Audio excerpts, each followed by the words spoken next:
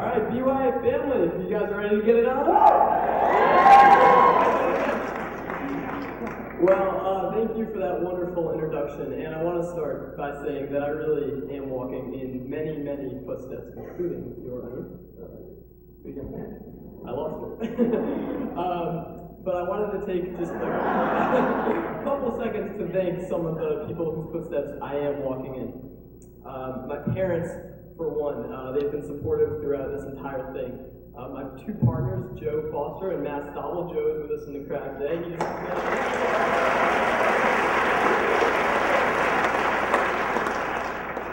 Also, my school, Muhlenberg College, for being there and supporting our project and our film from the beginning.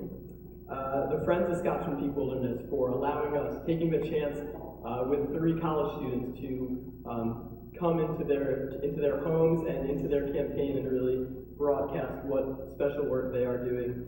The BYA family, Anisha, you guys have been great, and all the great people I've met. Ruth, you've been amazing as well, and we've had an amazing week bonding with everybody, so thank you for that. And lastly, thank you for all of you tonight for coming out and supporting these really, really special people. So I want to tell you a quick story about my trip to Montana. We were hiking for 6 days in the wilderness, and on the 6th day, we received cell phone service for the first time. And my partner Joe was not with us on that particular hike, and there was a message on my phone that said, "Joe is all right, but the moose and your Prius are not." Yeah.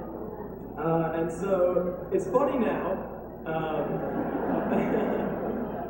but at the time it wasn't so funny. I thought, I brought my 2 friends along on this journey, and our project was in shambles, and I was beside myself. And so in that moment, I really took the time to think about why what I was doing was important, why it was worth it to kind of persevere past that challenge, very unique challenge that we came across. Also, it wasn't Joe's fault. The moose ran in front of the car. He's a great driver.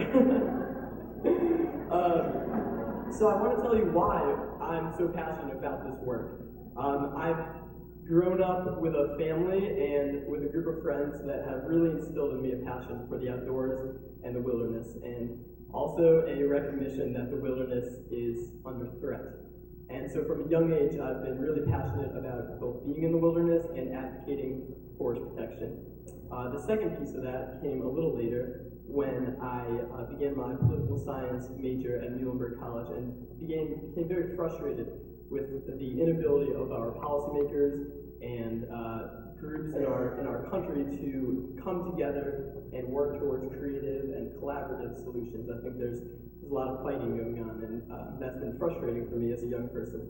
So what was really special about this campaign and what drove us to broadcast their story was their unique style of bringing together a broad range of groups. They work with the timber industry, as you saw, and also a mining company to push forth wilderness protection. And it's this sort of collaborative and cooperative effort that we found really, really special, and we really decided it was a story that needed to be told.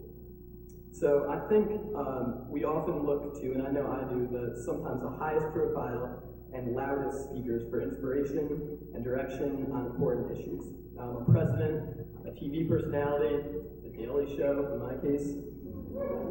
Yeah.